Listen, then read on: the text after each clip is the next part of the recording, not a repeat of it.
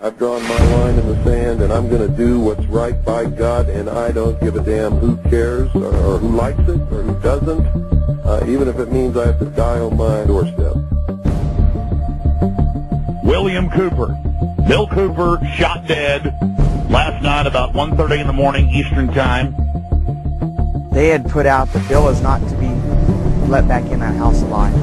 It was premeditated. Hitting Bill several times, Bill fell down right where the porch would start from the front door. That's where he fell.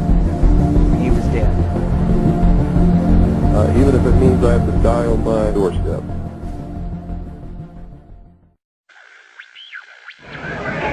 What I'm going to talk to you about today comes from my heart, from my experience in life, from playing this role as messenger, which I take very seriously, from my efforts to wake up the American people, from my family, from all the letters that I get, from people that I talk to, just like I've talked to many of you here today.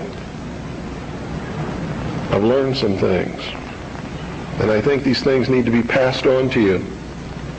And I think you need to start examining yourself, your agenda, your mission. Who are you? What are you about? What do you believe about America? Is it true? Are you helping to divide us more? Or are you helping to bring us together? Do you really understand what this country is all about? If you listened to shortwave radio throughout the 1990s, you were bound to invariably come across the sound of a captivating voice in the wilderness. That authoritative and self-assured voice for 5 nights a week would educate us, enlighten us, and most importantly, warn us of things to come. So they disguised their true intent and their true teachings, the esoteric, with a system of exoteric descriptions. That to the profane would mean one thing, and to the initiate or the adept would mean quite another. But that was then. This is now. What sort of creature inhabits the modern domain? Who is the modern man? That voice spoke to us of matters esoteric and exoteric, political and supernatural, scientific and lawful. That voice was world-renowned author, radio show host, and ex-Naval Intelligence Officer Milton William Cooper, otherwise known as Bill. I was eventually trained by Naval Security and Intelligence, and I was given a secondary NEC, which is Naval Enlisted Code, which was 9545, which is Internal Security Specialist. And an Internal Security Specialist is someone who protects classified information and protects areas, so to speak. And I had a specialty, which I was trained in, which was Pacific Area Intelligence Briefings. And I was eventually assigned to the Commander-in-Chief of the United States Pacific Fleet, who was Admiral Bernard Clary at that time, and served as a member of his intelligence briefing team.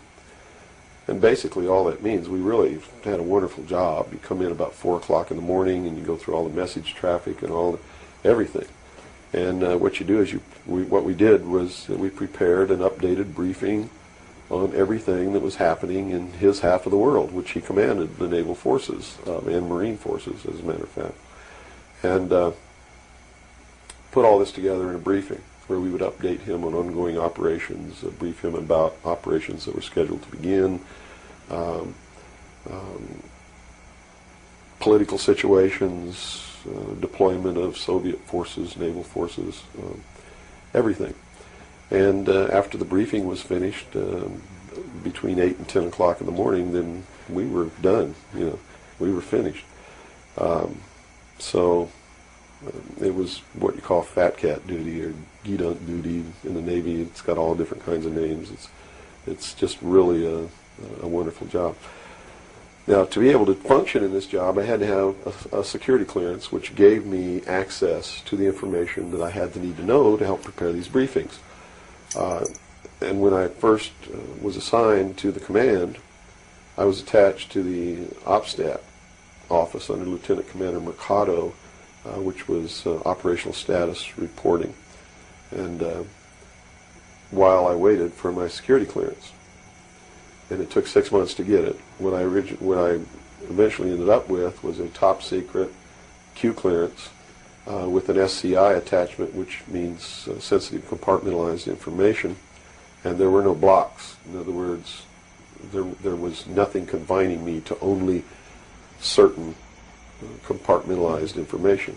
I had access to whatever the Admiral and his staff had access to, because we had to prepare briefings and brief these people on all of these things.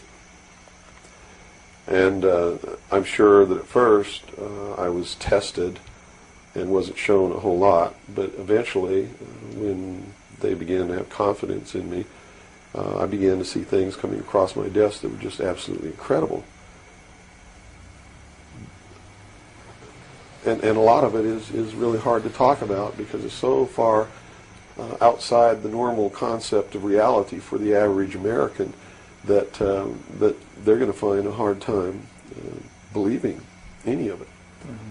But I saw documents that were labeled under the classification top secret, and the compartmentalized the compartment that was put into was called MAGIC, M-A-J-I-C, mm-hmm.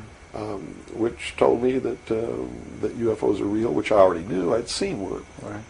But this went farther than that. It told me that they were extraterrestrial in origin, that there were 4 different extraterrestrial species or races visiting this Earth, and that they had actually entered into an agreement with the United States government with one of these species of alien beings to exchange technology, and it told me all the projects that was underneath this. Project Red Light was actually the testing of extraterrestrial craft. Project Plato was a diplomatic project. Pounce was the recovery of technology. Pluto was the application of that technology to our own secret space program, not the public space program. There are 2 different space programs.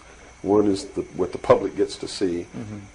Which is overseen by NASA, and the other one is a secret space program that nobody gets to see, which is really overseen by the Navy Department under specialized compartmentalized black projects, and what these people are doing in secret is just absolutely incredible.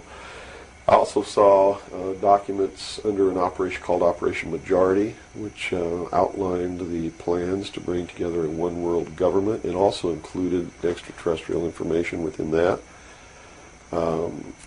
Project Grudge, which was the second project. First was Sign, and then Project Grudge, which contained all of the extraterrestrial information up to a certain point. I forget the year cutoff. And then it was contained after that in another project called Project Aquarius, which was the accumulation of the whole history of alien interaction on planet Earth.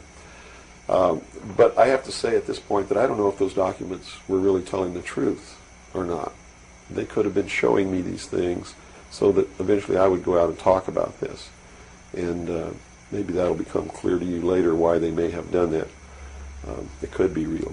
So. What you saw. Right. So immediately my head began to spin around, and I began to think, God, I've got to tell people that they're being manipulated. This is a lie. And it really, if the public were using their own intellect, they would know that it was a lie. The executive order quoted for this document was in 92,000 something. I believe it was 92447, which is 92,447.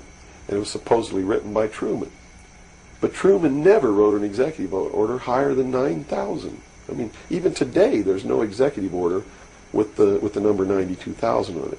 They've been consecutive since the beginning. So it was clearly fraudulent. So it's clearly fraudulent, but the public doesn't catch on to this. And here you got Stanton Friedman, one of the guys who implemented the contingency plan, Majestic, running around the country telling everybody it's not an executive order, it's a date, September 24th, 1947, which it very well could be a date. but it's listed in that document as being an executive order of the President of the United States, Harry Truman. And because of that, it's fake. And many other things. But specifically, that is the most glaring proof of fraudulent intent in the document. There are many other things in the document that also prove it's a forgery. But here they are. They're running this contingency plan, and here I am. I know all about it, and here's the public out there biting it. They even ran that thing in the New York Times, like a 2 or 3 page spread showing all the documents. So it had tremendous credibility lent to it by that action. And so I decided that I had to tell the public and get people on the right track, which is, the right track is don't believe anybody. Don't believe me. Don't believe George Bush. Don't believe anyone. You got to go out and you got to get proof in your hand before you can believe anything. And to do otherwise today is the biggest mistake that anyone can ever make. You begin believing people, putting your trust in them, that they're telling you the truth. I guarantee you, you're going to take a ride on a roller coaster you don't want to be on. Mm-hmm. Now this controversy, and I say the very understatement controversy. Yes. It also is now extending, based on some things that you're revealing, into the Kennedy assassination. Yes, in the set of documents, which really was literally 2 or 3 file cabinets of documents, called Operation Majority, I saw documents which told me what happened in Dallas and why. And basically what these documents said was that the intelligence community felt that John F. Kennedy was a threat to the national security, which translated into reality means was a threat to the New World Order, the one world government which they were actively in the process of forming. Was there anything on record that indicated that he was out to, things that he did would threaten that New World Order? Oh, absolutely. He had written an executive order. I don't remember the exact number now, but it's available to anybody that wants to go look it up. He had written an executive order ordering the printing of United States notes, which would have broken the back of the Federal Reserve, which is one of the major instruments of propelling the United States into the New World Order by destroying our economy, the basis upon which we live, the basis upon which our whole society is founded, is being ripped right out from under us. That was one. Number 2, he refused to provide air support for the invasion of Bay of Pigs, which ensured that would be a failure. He had threatened publicly on several occasions to disband the CIA and scatter it to the 1,000 winds. He had ordered, in the documents that I saw, he had ordered the intelligence community to prepare a plan to disclose the truth about UFOs to the public. Now, I don't know what that truth was. Could be that maybe there are no extraterrestrials. But whatever the truth was, he had ordered a plan to be prepared that disclosure was going to be done according to that plan within the following year. And the intelligence community considered that to be out of the question. And according to the documents that I saw, his assassination was ordered by the policy committee of the Bilderberg Group, which is really the secret world government, and was carried out by agents of Division 5 of the FBI, the Secret Service, the Central Intelligence Agency, and the Office of Naval Intelligence, of which I was a part, in Dallas. And it said that the assassin, the man who actually administered the head wound, was the driver of the car, William Greer, a Secret Service agent, who used an assassination pistol built by the CIA for assassinations that was really an air gun that fired an exploding pellet or could fire a small hypodermic needle or a poison dart using any one of many different deadly poisons. Specifically, it said that he fired an exploding pellet which contained shellfish toxin, and that the act was plainly visible in a film withheld from the public. I looked for 16 years to find that film, and I finally found a copy that showed William Greer turn around and shoot the president.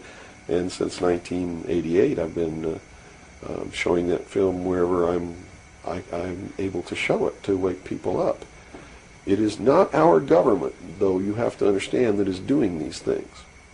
It is not our government that's failing us. It's not the Constitution or the Bill of Rights that's a bad instrument.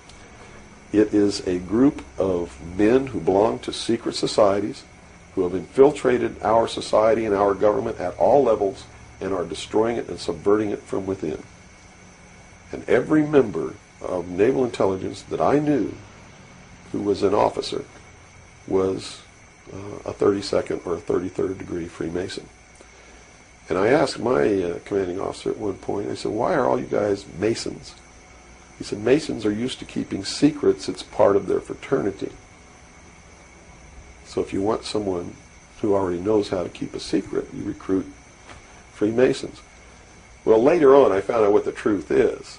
The truth is you're not going to be a naval intelligence officer unless you are a Freemason or a member of the Ancient Order of the Rose and Cross, but you have to be high degrees for that. I think the reason I was selected as a enlisted man is because I had belonged to the Demolay Society. Which is what? As a teenager. That's sort of the first level of Freemasonry. That's how they recruit teenagers and indoctrinate them into their principles so that they go right into Freemasonry when they become an adult. But I can tell you this, I began to reveal information in 1976, and I was physically attacked on 2 occasions. My skull was caved in, that's what all these scars are here. On the second attack, I lost my leg. They visited me in the hospital. They had no intention of killing me. They were delivering a message to me. Shut up. And that was the message that came through loud and clear. And 2 men who identified themselves with identification cards who belonged to the Defense Investigative Service, which is really the Defense Intelligence Agency, asked me if I was going to shut up or they were going to have to do it right. And I told them, I said, you don't have to worry about me. I'm going to be a good little boy for the rest of my life, and yeah, I'm going to shut my mouth. And I did for 16 years. Kept silent until I saw this UFO magazine in a bookstore, which indicated that they had implemented the contingency plan called Majestic. But if you want to know what I think the reason is, I believe that there are several. One, they've had a plan that's been in force since the 40s to debunk, ridicule, destroy anybody who ever talks about these subjects. And the public has been thoroughly indoctrinated that if you talk about any of these things that I'm talking about, you're just another nut. So the public, by and large, doesn't pay any attention to it. So in that sense, I'm not a threat. If the president had come on television and said, hey, this is what's going on, then they would have listened and they'd pay attention to it. But people like me, they perceive me as being just another loony bin, fruitcake, nut, which I assure you I'm not. But that's the perception that they've been brainwashed into believing. And so that's what they believe. Number 2, I'm so much in front of the public from the very beginning when I began to talk.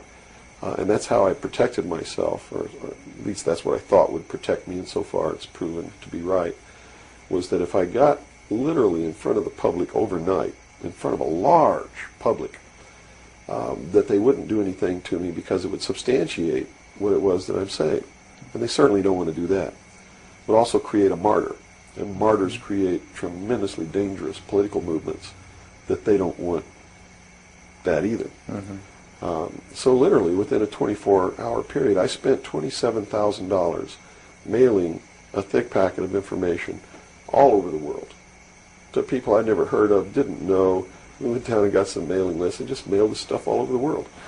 And so literally, when people opened these packages in their mailbox, and it was a perfect plan because they couldn't stop it. They didn't even know I was going to do it in the first place. And since we sent it all over the world, once it was out, there's no way they could retrieve it. At least no way that I can conceive of. So literally within 24 hours, I was a public presence. And people were asking all over the world, who's Bill Cooper? Is this true? Look what I got in the mail. And just literally flipped the world over on its ear.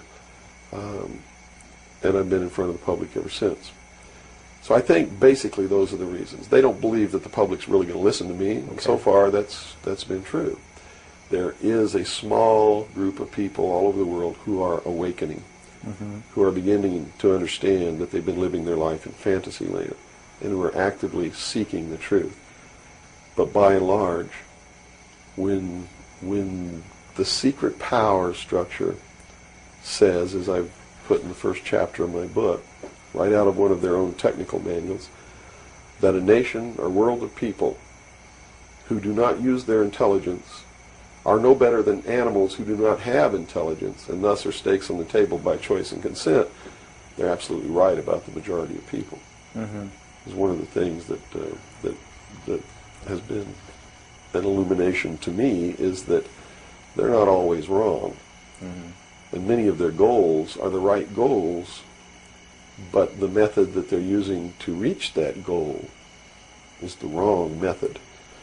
In other words, if you set out to create a perfect world where there will never be any more killing, but to reach that point, you kill 2 billion people, you have become what you're trying to avoid. Right. And it can't happen that way. Mm-hmm. If you want to create a world of peace, it has to be done by peaceful methods. Means. Yeah, if you murder someone to destroy a murderer, you have become what it was you set out to destroy, and thus it wasn't destroyed at all. It was perpetuated by that very action. And that's what these men are doing. They rationalize everything they do so that they feel better about it. Mm-hmm. But what they are doing is becoming what it is that they want to get rid of, and the world will never be a safe place for anyone as long as there are men who do these things. It's all available to anyone who actively and diligently seeks it out. Everything that's in my book, Behold a Pale Horse, is everything in here, all the documents that are in here, mm-hmm. everything that's in this book is in the public domain. Can be substantiated? Yes, and I intentionally wrote this book not using anything that wasn't available to the public, to show people that, yes, if I can find this information, so can you. I have tons of stuff that's not available to the public. But as you can see by reading this book, you don't need that stuff, because it's what you need is available to you. Public libraries are overflowing with the proof of what's really going on in the world, but nobody really utilizes it to the extent that they're able to pick this out and put it together. Another thing I've done for people is I've put it together for them so that they can see the overall picture, rather than looking at small things and thinking that it's isolated. Nothing is isolated. It's all part of a big puzzle. Mm-hmm. And the puzzle is coming together, and when the puzzle is assembled, it's going to be a one-world totalitarian socialist government that nobody's going to like except the people that are running it. It's Hitler all over again. And the rationalization is, we're going to create the world without war. The utopia. The utopia. But they will never create that utopia because they're not dealing with the problem that makes them want to create it, and that is the inherent flaw in each individual human being that makes us do the things that we do. Until that's overcome, there's never going to be a world without war, or without rape, or without killing, or without robbery, and anybody that thinks that there is has already gone off the deep end. But this is the truth. Either these men are following the book of Revelation. The book of Revelation is in the Bible. Mm-hmm. They're either following it, just like a plan, and bringing the prophecies in there to pass to manipulate and control those who believe in those prophecies and neutralize them, so to speak. In other words, if this is written in the Bible and God has ordained it, who am I to resist? It must come to pass, so I'm not going to try to stop it. Okay. What a perfect way to neutralize the opposition right off the bat. Or there really is a God, and what he said was going to come to pass is coming to pass. And I named this, Behold a Pale Horse, from chapter 13 of the book of Revelations. The fourth horseman of the apocalypse is the pale horse. And I looked, and behold a pale horse, and his name that sat upon him was Death. And hell followed with him, and power was given unto them over the fourth part of the earth, to kill with sword, and with hunger, and with the beasts of the earth. And that is taking place now today. The fourth horseman is riding across the world, now. That's what AIDS is all about. That's what all these little brush fire wars all over the world are all about. That's what's happening. That's why cancer cures are suppressed. It's because they fully intend to kill a minimum of 2 billion people by the year 2000. AIDS is an invention of man. It is not a natural disease, and it has been implemented and placed into the population as a population control. And when they did it, they had the cure before they did it. Mm-hmm. And when they deem that enough people have died or been killed, they will say, we have a cure for AIDS. And everybody will be called to report to some place to get an inoculation, which is going to do two things. One, it's going to stop AIDS in its tracks. And number two, it's going to implant a device which will be able to be used to track each individual person and maybe even to control those people. And that's what the pet implant program is all about. It's not about finding lost pets. They don't give a damn about pets, and they would never put a satellite in orbit to find a lost pet, but yet there's a satellite up there that they're using to find pets that have been implanted with these devices. They're testing this program on pets that's going to be used in human beings. And in the Los Angeles Times in 1989, they ran an article that was 10 forecasts for the coming decade, was the title of the article. I have a copy of it in my research center. And number 5, I believe it was number 5, in those 10 forecasts for the coming decade was chemical or electronic implants to control individual behavior on a 24-hour basis, unquote. So it's not hidden at all. It's there for anybody who wants to look. One thing I've learned about these men is they don't just do one thing. In case the public discovers what they're doing, or discovers that somebody's doing, whether they know who's really doing it or not, and stops it. What they have running is several concurrently running plans so that if one or two fail, the other ones are going to take care of the problem. It sounds pretty hopeless. I mean, based on that scenario, is there anything, any uprising or what? Yeah, there is, but it requires that people wake up. It requires that they really learn the truth instead of live their life in fantasy land. You see, because nothing can exist without the consent of the people.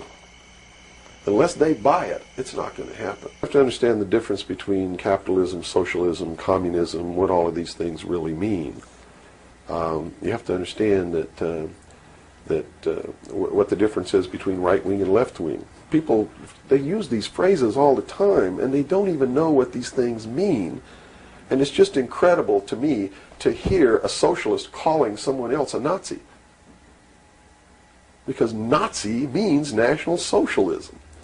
So here's a socialist calling a right-wing guy a Nazi, when what he should be calling the right-wing guy is anarchist. People on the right want no control. Mm-hmm. They're really anarchists. Okay? So they would, they don't really consider you to be a threat unless you develop a large political following. Oh, okay. So, unless you have a large political following, you're not considered to be a threat to them. Because they figure that the people are too stupid to listen to you anyway. And generally, they're right. So we're in the process of educating people then. Yeah. Is the best thing. Education is 60 or 70% of the battle. Yeah. Because people automatically begin to do the right things once they learn what the truth is. They're educated to it. And that man's name is Robert Groden. He wrote High Treason, which is a bestseller out now on the Kennedy assassination.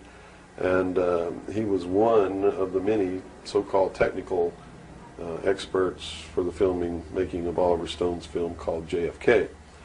He's also a fake, a fraud, a traitor, a liar.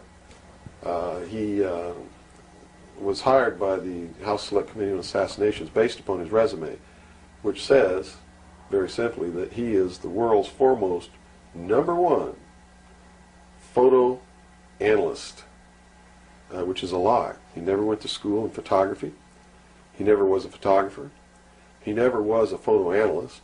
And I got to tell you right now that the world's #1 foremost photo analysts are all come out of the military intelligence community, who are trained to interpret high-altitude photography and learn what really is there. He never served in that capacity either. He looked at the Zapruder film, and he told Congress, he told the committee in testimony, he testified, both in written and in verbal form, that William Greer never took his hands off the steering wheel. And that's a blatant lie. I mean, anybody can look at the Zapruder film and see that William Greer takes his hands off. Hello, sir? I'm sorry, go ahead, my wife. I understand. Well, I know you're, we'll get into what's been going on there in Arizona a little bit later. I really appreciate you taking out the time to do this program with your busy schedule. Where do you think things are going to be in the next 2 years? Well, either Americans are going to wake up and they're going to stand up in unison and take up arms and challenge the federal government to step back within the boundaries of the Constitution, or there's going to be a civil war in this country. The only alternative to that is total enslavement of the entire human race on a global scale, because that's where this is going. This is all about a one-world, totalitarian, socialist government. It's about destroying all existing nation-states, destroying all existing religions, save the religion of those who are bringing this about, which is the secular, humanist, socialist religion. That way you can devalue human life and kill people. Well, but they're already doing that. Yes, they are. And they've already convinced the American people that it's okay. The people whose ancestors came to the New World to escape religious persecution in the Old World stood and watched the Branch Davidians burn, including all of their children, all of their women, and they cheered and said that it was because they were a bunch of religious fanatics. I heard Christians say that. I heard Orthodox Jews say that. I heard Baptists say it. I heard Catholics say it. And to their shame, I have to tell them that they are not religious, moral people. They are stupid, ignorant sheeple who are on the verge of enslavement, and they're going to deserve exactly what they get. I have no sympathy for them whatsoever anymore. I used to cry big alligator tears for them in their ignorance, and I used to do everything I could to wake them up. I've drawn my line in the sand, and I'm going to do what's right by God, and I don't give a damn who cares or who likes it or who doesn't, even if it means I have to die on my doorstep. Well, now we're getting to what's been happening. The feds are saying that you didn't show up for a court date, but they never gave you a subpoena, did they? We have never received any subpoena, no notification, no nothing. No nothing, and now the newspapers are reporting that militiaman, they don't say best-selling author, military veteran, no criminal record, William Cooper, they just say Arizona militiaman, tax fraud and bank fraud is refusing to come into the loving arms of Janet Reno. Not only will I not come in, but if the Civil War has to start right here, it will. I am not a tax fraud or a tax cheat. I pay all legal, lawful, and constitutional taxes, which I am required to pay. I've never defrauded any bank or any person in my entire life, and I will protect my rights with the tools given to me by the founders in case it should ever come to this. And if the rest of the sheeple want to proceed into the pens and get sheared and then continue up the ramp to the slaughter, that's their business. No matter what happens here, I win. Some people are sitting back and saying, listen to Mr. Cooper talking about people being killed. That never happens. Governments never do that. Every government in the world this century has engaged in slaughter. Almost every government. Look at the giant death toll that's so-called communist. It's in the hundreds of millions this century. Why do we have to look at the communists? It's happening right here in the United States. Has been for quite some time. The only ones that have reached the public eye are the Weaver family and the Branch Davidians in Waco, Texas. But it's happened on a large scale all across this country, in every state. It usually is contained at the local level. And one of the indications that you will know that I'm right is that you haven't seen what's happening here on any of the major news networks, and you're not going to, because I've taken a stance documented in the law. I've posted it on my webpage. I have stated that I am a portion of the unorganized militia of the state of Arizona in the United States of America for many years, and that my stance is well-grounded. I'm right, I have a right to do what I'm doing, and anybody that comes up here and tries to encroach upon my rights or take away the protection of the Constitution from me and my family is going to get a bullet. And that's just the way it is. Just to go back to what you just hinted at is the compartmentalization of news. We stopped, myself and a few others in this town, stopped the Delta Force from coming and doing secret military training and paying off our police chief. Now, the San Antonio police chief, a man that you ought to be aware of, is Al A. Philippus, and I went down and got an interview face-to-face on videotape, and I've actually played the audio here on the show several times, where he said they tried to bribe him. They were very unprofessional. No was never no. They were out of their jurisdiction, and they wanted to use live ammunition. They're practicing taking over police stations. Shouldn't our police realize that they're going to be some of the first people that will be going? Well, they might if they weren't stupid sheeple like the rest of the herd. But the truth is, the policemen came right out of the community where the sheeple live. Why would anybody think that they're going to be any smarter than the rest of the animals out there? So you think that most of them will go along? Well, I told Philippus to his face on tape, I said, well, what you've done here, sir, you're probably going to pay for in the future. Well, it's absolutely true. He is a big exception. There are only about 3 sheriffs in the entire country who know what their authority is and have the guts to take a stand. This is the only police chief that I've ever heard of who's taken the proper stand. So if you want to know if they're going to go along with it, yeah, they'll go along with it to get their little paycheck. See, they've sold their country out for what, $20,000 a year, $30,000 a year? That's pretty cheap, isn't it? It's pretty sick. It is. And for maybe they'll get a retirement check in 20 or 30 years. So they sold their whole country out. They sold their children's future. They sold their grandchildren's future and their great-grandchildren whom they haven't even seen yet.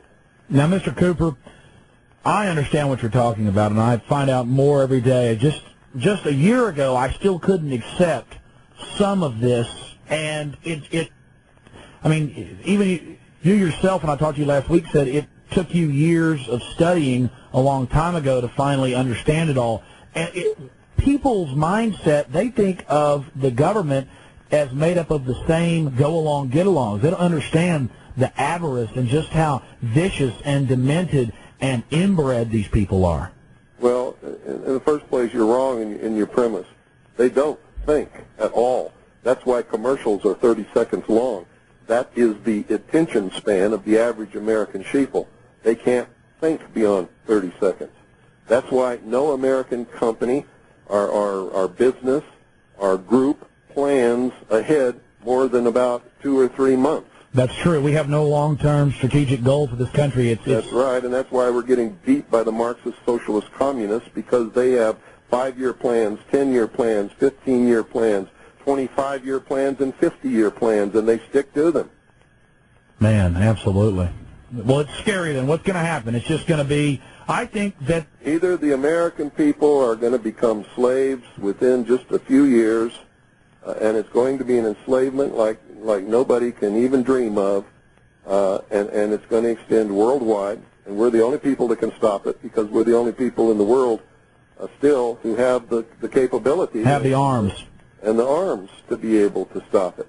Or there's going to be a civil war which will last between 5 and 15 years to restore constitutional Republican government and freedom and liberty worldwide. Well, that's the point. Even though most people are sheep, there is that between 5 and 10 million people that once it starts, I think more people will come out. And I don't want this to happen. This is just going to wreck the nation. I don't want it to happen either. Ever since I saw the plan back in 1971 and 72 when I was on the intelligence briefing team for Think-Pack Fleet to bring about one world totalitarian socialist government, and when I saw that the United States was behind the whole thing, this is not coming from without. The United States created the United Nations. Yes, the United States created the European Union that has just been formed. Well, you're saying the United States is acting as the world police force right now. Well, you're saying the United States. Wouldn't you say a foreign aristocracy out of New York and Boston nope, that controls our nation? The United States. Okay, Corporate United States. with its headquarters in Washington, D.C. District of Columbia. It is the stated and avowed policy of the United States government to create world government over the ashes of all sovereign nations and existing religions around this world. Why don't you... I'm telling you that I saw that plan while I was in the Office of Naval Intelligence on the intelligence briefing team, the Commander-in-Chief of the Pacific Fleet. Would you elaborate on that just a little bit? That's what Behold a Pale Horse is all about. I understand. That's what's in that book. Well, I know the story, but a lot of people that are listening, and I'm sure that will go out and get Behold a Pale Horse, will talk about those military briefings. And I guess these people were proud that they were part of this power? Oh, absolutely. This has been a goal for this. It's the reason this country was founded, and Americans don't understand that. The founding fathers, many of them were deists. They were members of the secret societies. Some of them were members of the Illuminati. They created this country and gave the common man freedom for the first time in the history of the world, made him a king in his own right. They told him what he had to do to keep his freedom and what he would lose if he didn't do it. And when they did this, giving the common man freedom, it toppled all the kings and queens off their thrones all around the world, and that was the major goal of establishing this country. If the common man could have been vigilant and maintained his freedom and not given in to the I want, and I deserve, and you got to feed me, and you got to do this, and you got to take care of me, and change my diaper, and wipe my butt, and get me a job, and entertain me, and all that kind of stuff, which always leads back into what they call democracy, which always leads into socialism, which end goal stated by Marx and Lenin is communism. What did you first think? Said democracy is absolutely indispensable to socialism. What did you first think when you saw this openly being discussed in the top levels of the military? Well, it shocked the hell out of me, but they thought I was one of them. It was an accident that I got in there. I'd been a member of the Malay Society when I was 13 years old, only attended 3 meetings, and then my father was transferred to Japan. I never saw another lodge and never went to another meeting, and that was the end of that. When I filled out all my documentation for my top-secret QSI security clearance, which was required to be able to work in the command center and on the briefing team at CINPAC Fleet, I didn't see Malay on there, so I checked Freemason. And when I checked Freemason, that's what opened all the doors and got me the security clearance and put me in those positions to be able to see what I saw. And I think the hand of God was working when that happened so that I would be able to warn his people of what was coming. And I've been doing that ever since. I didn't see absolutely everything, but I saw enough to give me an edge and a vast head start on anybody that's ever lived before in the public sector that's not normally privy to this information. And I spent ever since, researching to find out what it all meant and where we're going.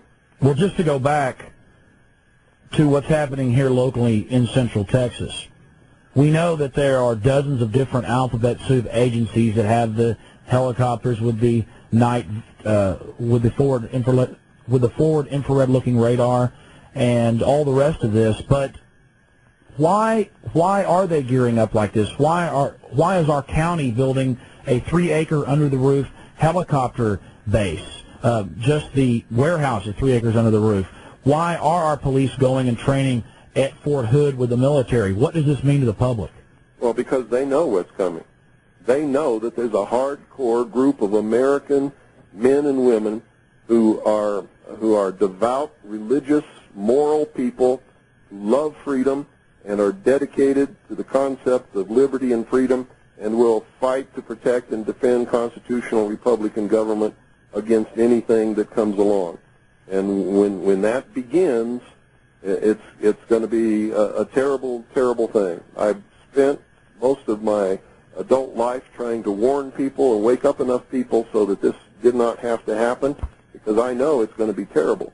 Now, President Clinton has now openly come out, and I'd actually read what they were pushing 3 years ago, and I was talking about it, about the national ID card and biometrics, thumb scanning, retina scanning. And since '94 in Texas, they've been thumb scanning us to get driver's license, and people just stampede in there like sheep. We had a big protest down there where I was arrested, I guess it's 6 or 8 months ago now. What does it mean to the public when we have one card that our insurance and our credit cards and our bank accounts and our receipts and everything is on that one card? It means the public is stupid and they're already a hair's breadth away from total enslavement.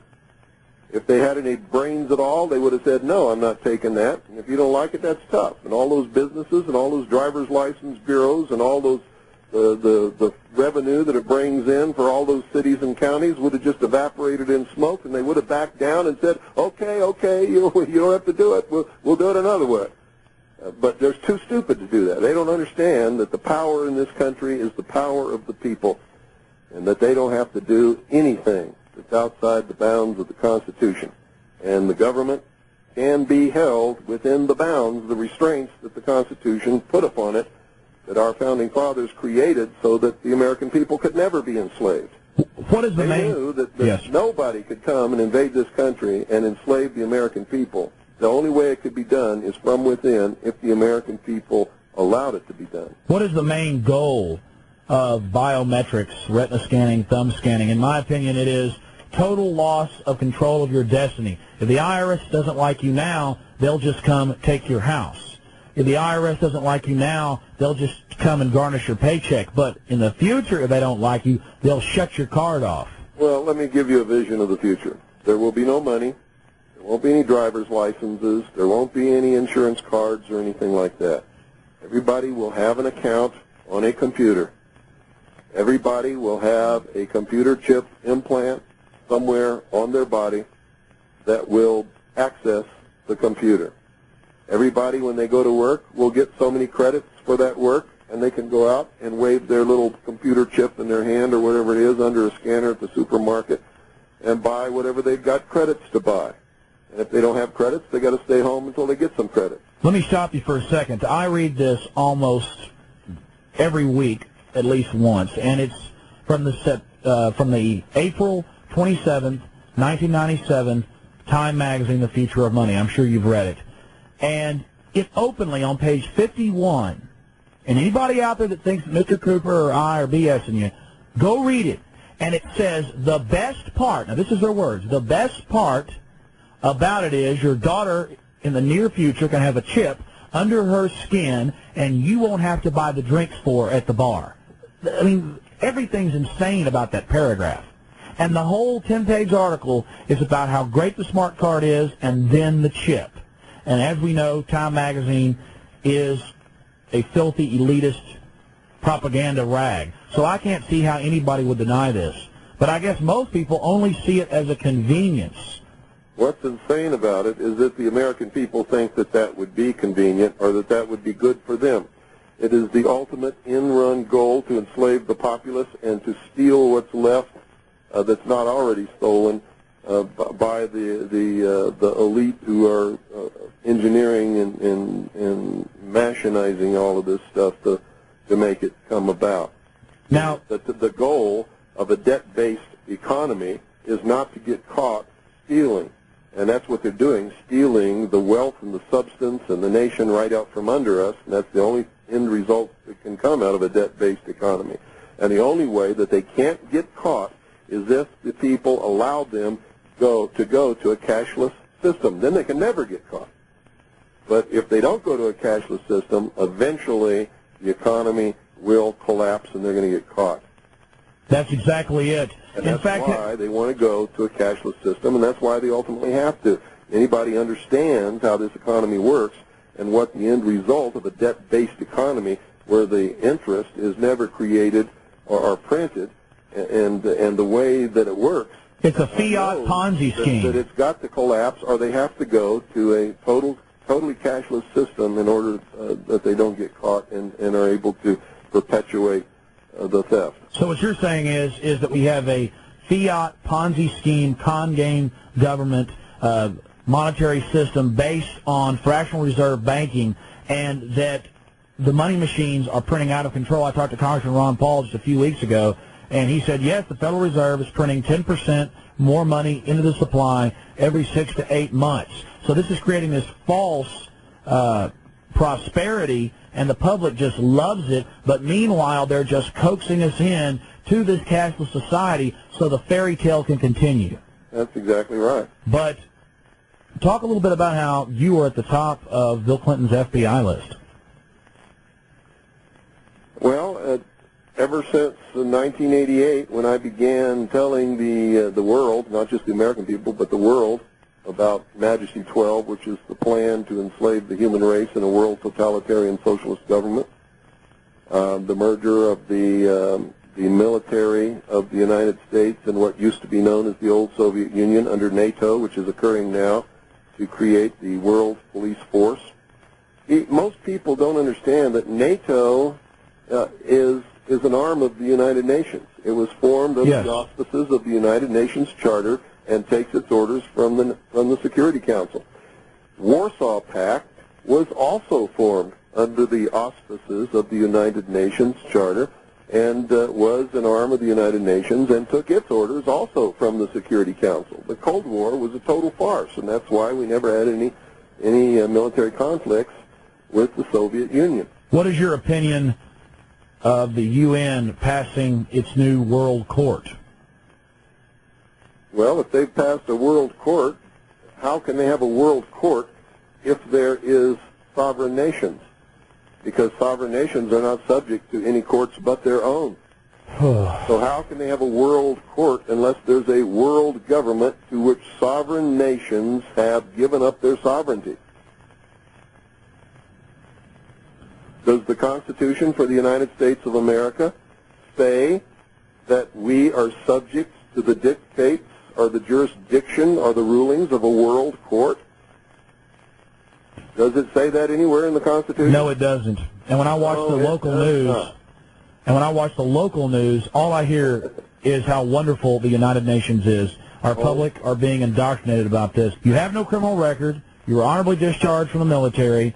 You're an author, shortwave radio host, and you have a monthly newspaper.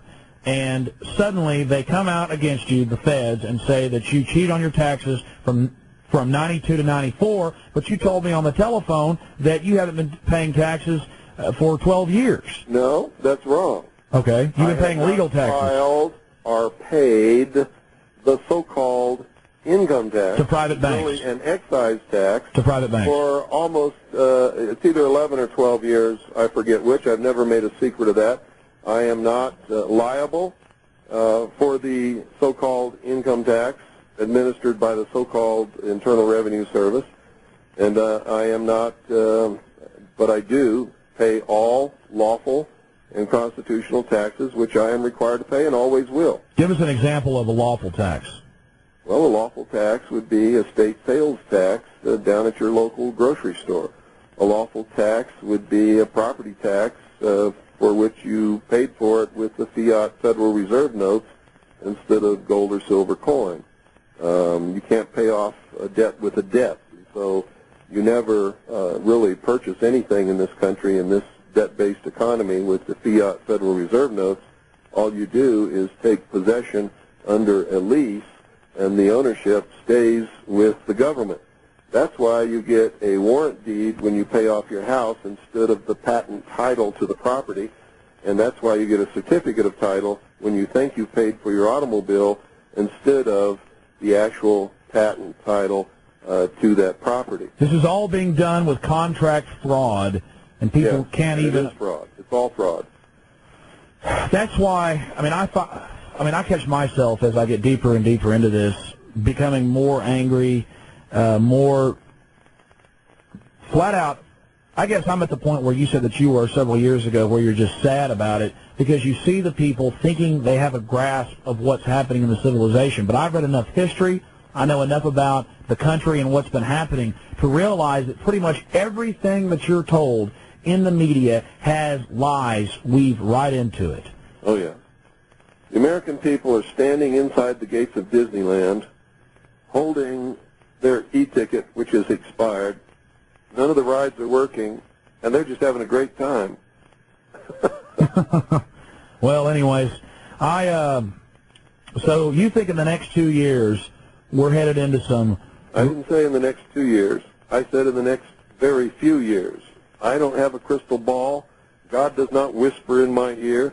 I'm not a prophet, and I'm not a psychic. Well, sir, but I can I'm none of those things either. From what I saw in that plan when I was with ONI, and what I have researched since then tells me that within a very few years, the American people are either going to be totally enslaved in the worst enslavement that you can even dream of, or there's going to be a civil war actively being fought under the most terrible conditions in this country. Well, I don't have a crystal ball, but it's pretty simple to predict what these guys are going to do now that they're out in the open. I mean, 10 years ago it wasn't so out in the open. Now you turn on the TV, UN World Court, Clinton pushes national ID card. You turn on Lair NewsHour. Secret military teams are trading with your local police. It's pretty much in your face now, and I don't know if Clinton wants to leave office, or maybe he wants to go be head of the UN or something. Who do you think, as leaders from your intelligence networks, do you think are on the horizon? Who do you think the next president will be? Do you think? Why do I care? They're not my leaders, and it's not my government anymore. So the point is, they have subverted my government, destroyed it from within, and my only hope is that I can find enough good American patriots who are moral, who are good men, who understand what liberty and freedom is all about, to go in there and restore constitutional Republican government by any method that it requires, including the force of arms. So otherwise, my children and my grandchildren and my great-grandchildren are going to be slaves. So you've totally turned your back completely on the festering system, and it's not my system. It is not operating within the boundaries of the Constitution. They have thrown the Constitution out. It is treason in operation. There is a subversion of government going on as we speak in the halls of government throughout this country, not just in Washington, D.C.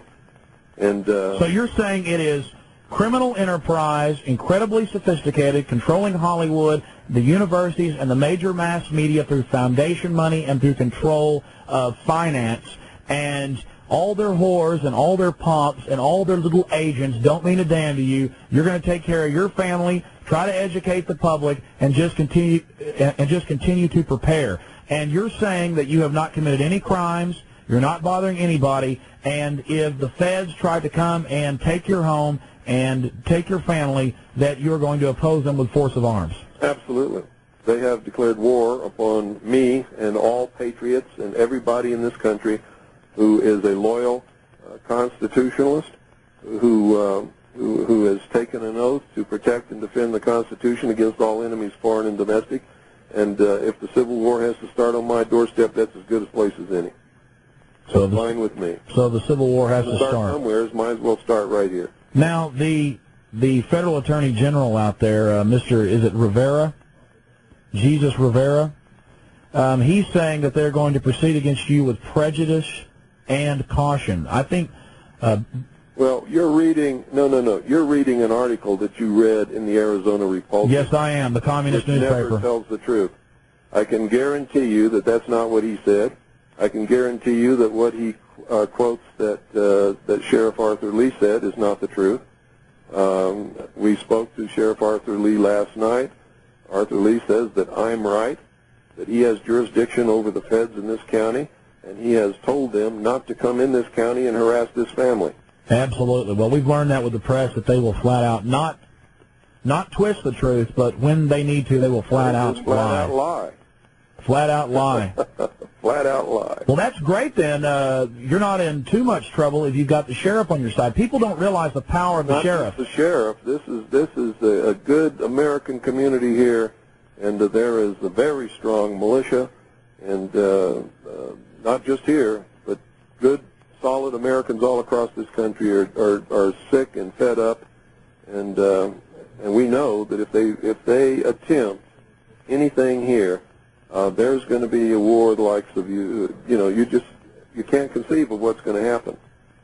What can people here in Central Texas do to try to fix what's happening to the federal government? Or are you saying now it's so shot? You cannot fix it. It cannot be fixed.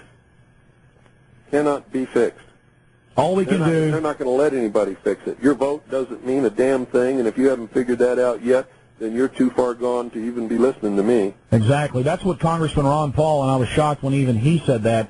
He said to me in the past and to my associates that all he can do is try to get the word out up in Washington, that he really doesn't have any power. All he can do is try to raise alarm bells about fascistic, communistic legislation that comes rolling past him every day.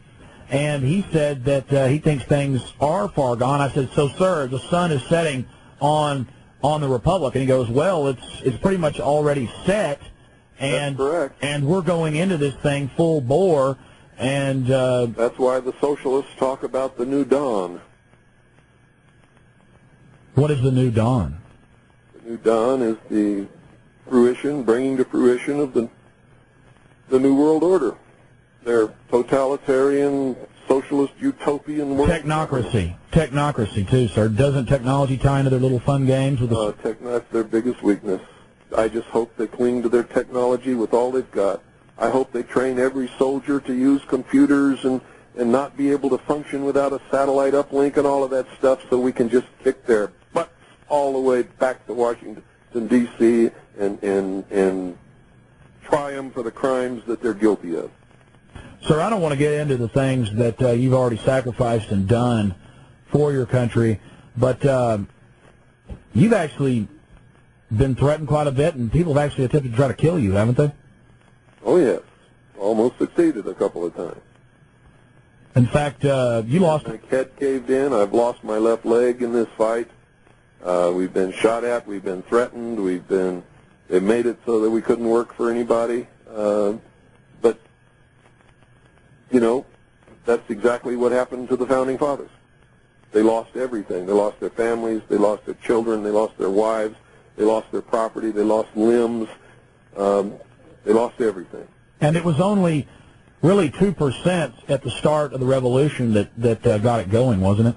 Well, I believe it was about 3.8% of all the people in the colonies helped found this nation and fought the Revolutionary War to create it and give what they called their posterity liberty and freedom.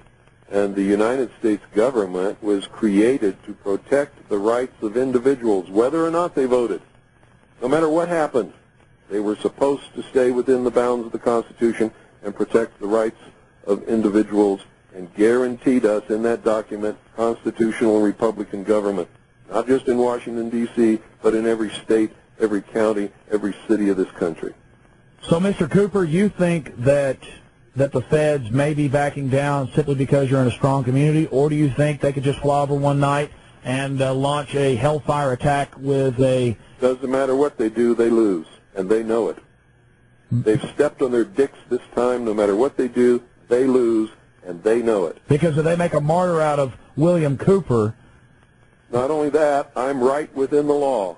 I am right under the Constitution, and I am right within the law, and it's all posted on my website and internet. So you're saying you've dotted all your I's, you've crossed all your T's. Absolutely. You've drawn your line in the sand. They lose.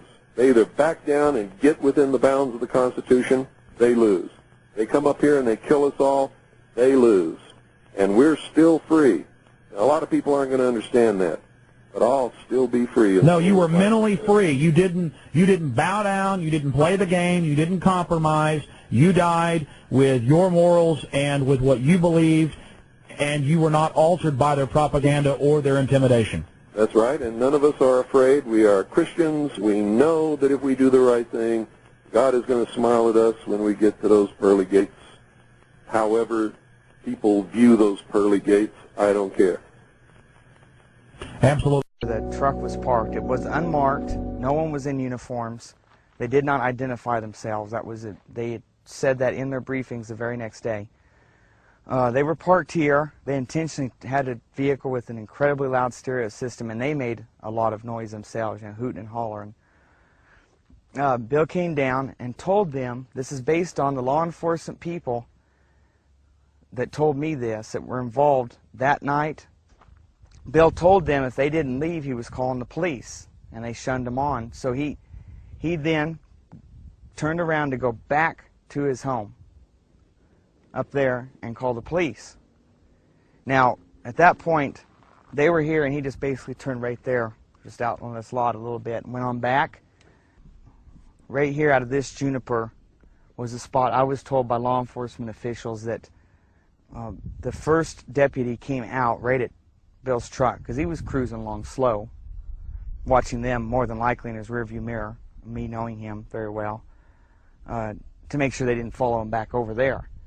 He came out, and this is the point where Bill knocked him off sheerly with his arm, not ran over anything. That guy basically just landed on his butt because Bill hit the gas. So he made this little curve here, and this is where he stopped. At this point, according to law enforcement officials, from their briefing and then plus people on site right then, when he stopped, one more person approached the vehicle, but not running. And that's when he did the open hands thing and a sign of, you know, like surrender or whatever. Hit up on the bank, just trying to avoid the vehicle that then came shooting up here, full bore, full speed, came ripping up the hill. So obviously the people at the end had communications with people down there on the road. Must have verified that Bill had turned around coming back to his house. So they came zooming up here in a vehicle. He's avoiding them. He comes up on this bank. It was testified as that by the law enforcement reports, as well as the evidence on his vehicle. That is what happened. The exhaust system was tore off the bottom. He then proceeded right there past the small elms and the driveway to the front of his yard.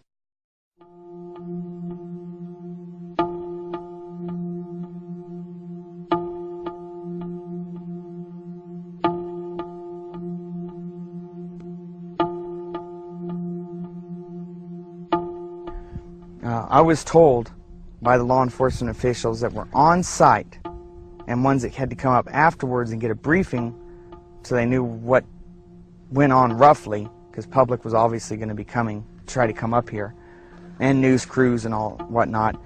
They had put out that Bill is not to be let back in that house alive. It was premeditated. It was put out, Bill will not be allowed back in alive.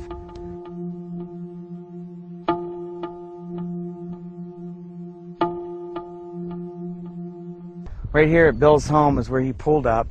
His front of this vehicle would be towards me. The other vehicle was parked with the front towards the other end of the street. Bill ran around the back of his vehicle, which would be towards the driveway. He then proceeded across his yard. This is when the shooting began, according to their reports. The vehicle that was parked here, besides his truck, which was pointed that way, he had bought for Jessica, his daughter, and then she didn't want it, so it was just sitting here. Sheriff Goldsmith ran around the back of it, which would be towards me, and got on this street side to use the vehicle as protection. At that point, Bill is approximately halfway in the yard and still running with his back towards him. They claim at that point he began shooting, which was with his right arm just thrown backward, haphazardly pulling the trigger of a .38 snub-nose Smith & Wesson. From where we're standing would be essentially the angle that Goldsmith would have been standing, but closer. Marina's would have been by the 58 Chevy, which would be equivalent to that truck, but up all the way to the wall. Next to that end post of the front porch. Bill was supposedly shooting backwards like this, which would be back towards the street in reality, that direction. When he hit Marina's, that angle does not work at all. Plus, the bullet hole in the glass of the 58 Chevy indicates a bullet path of approximately this direction through the driver's roll-down window and out the passenger corner of the windshield, indicating clearly it went towards the dome in town, which is the high school field for playing during the winter. At that point, Goldsmith opened fire,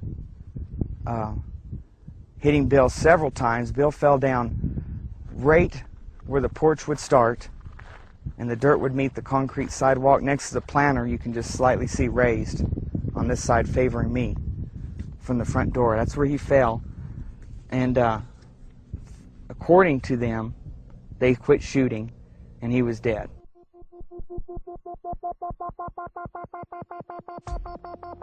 An Apache County Sheriff's deputy is in the hospital after being shot in the head by a so-called militia member. Now, what we know is that that militia member is dead. Our Gary Harper has the very latest on what's going on with that story. Gary? Marty, Scott, this all happened in a little town called Eager, Arizona, which is just on the eastern side of the state of Arizona. It's almost on the border of New Mexico. This is what we know so far. Sheriff's deputies, we understand, were trying to serve some type of arrest warrant on a man by the name of William Cooper. He's also known as Bill Cooper.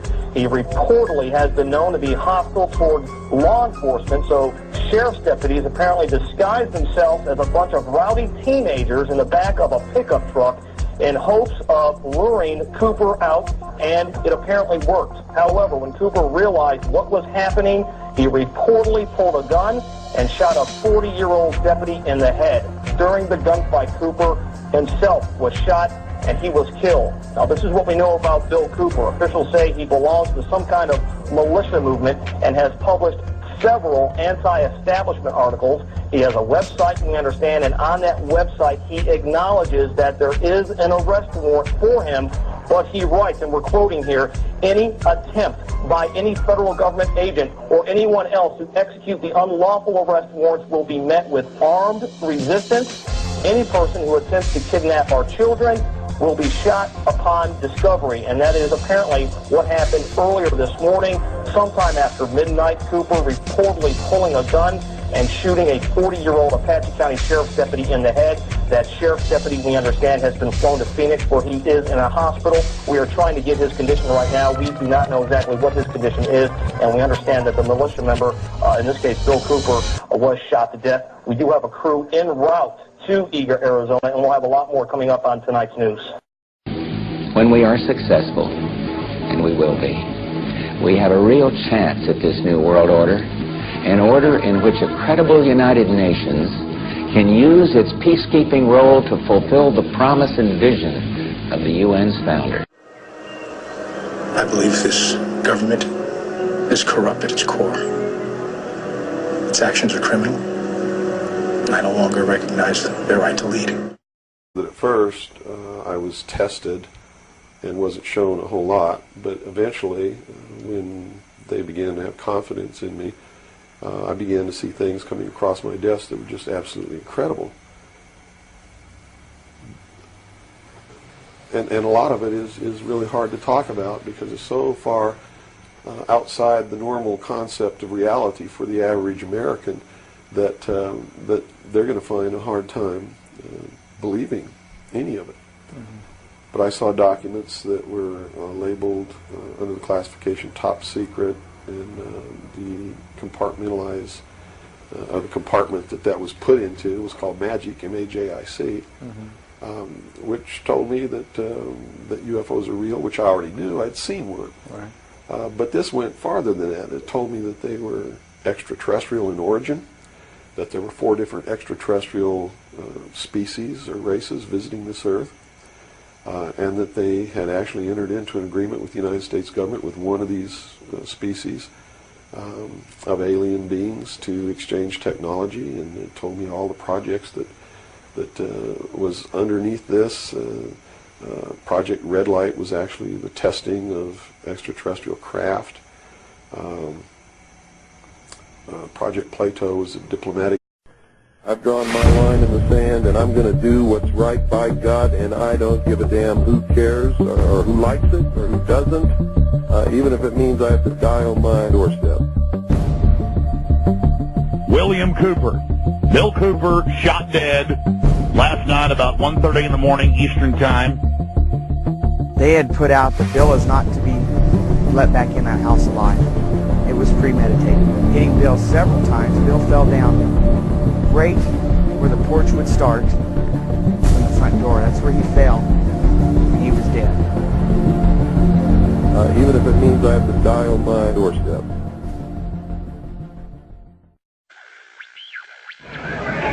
What I'm going to talk to you about today comes from my heart, from my experience in life, from playing this role as messenger, which I take very seriously, from my efforts to wake up the American people, from my family, from all the letters that I get, from people that I talk to, just like I've talked to many of you here today. I've learned some things. And I think these things need to be passed on to you. And I think you need to start examining yourself, your agenda, your mission. Naval forces, everything. And after the briefing was finished, between 8 and 10 o'clock in the morning, then we were done. We were finished. So it was what you call fat cat duty or gedunk duty in the Navy. It's got all different kinds of names. It's just really a wonderful job. Now, to be able to function in this job, I had to have a security clearance, which gave me access to the information that I had to need to know to help prepare these briefings. And when I first was assigned to the command, I was attached to the OPSTAT office under Lieutenant Commander Mercado, which was operational status reporting. And while I waited for my security clearance, and it took 6 months to get it, what I eventually ended up with was a top secret Q clearance with an SCI attachment, which means sensitive compartmentalized information, and there were no blocks. In other words, there was nothing confining me to only certain compartmentalized information. I had access to whatever the Admiral and his staff had access to because we had to prepare briefings and brief these people on all of these things. And I'm sure... Who are you? What are you about? What do you believe about America? Is it true? Are you helping to divide us more? Are you helping to bring us together? Do you really understand what this country is all about? If you listened to shortwave radio throughout the 1990s, you were bound to invariably come across the sound of a captivating voice in the wilderness. That authoritative and self-assured voice for 5 nights a week would educate us, enlighten us, and most importantly, warn us of things to come. So they disguised their true intent and their true teachings, the esoteric, with a system of exoteric descriptions. That to the profane would mean one thing, and to the initiate or the adept would mean quite another. But that was then. This is now. What sort of creature inhabits the modern domain? Who is the modern man? That voice spoke to us of matters esoteric and exoteric, political and supernatural, scientific and lawful. That voice was world-renowned author, radio show host, and ex-Naval Intelligence Officer Milton William Cooper, otherwise known as Bill. I was eventually trained by Naval Security and Intelligence, and I was given a secondary NEC, which is Naval Enlisted Code, which was 9545, which is Internal Security Specialist. And an Internal Security Specialist is someone who protects classified information, and protects areas, so to speak. And I had a specialty, which I was trained in, which was Pacific Area Intelligence Briefings. And I was eventually assigned to the Commander-in-Chief of the United States Pacific Fleet, who was Admiral Bernard Clary at that time, and served as a member of his intelligence briefing team. And basically all that means, we really had a wonderful job. You come in about 4 o'clock in the morning and you go through all the message traffic and everything. And what you do is what we did was that we prepared an updated briefing on everything that was happening in his half of the world, which he commanded the naval forces and marine forces, as a matter of fact. And put all this together in a briefing where we would update him on ongoing operations, brief him about operations that were scheduled to begin, political situations, deployment of Soviet forces.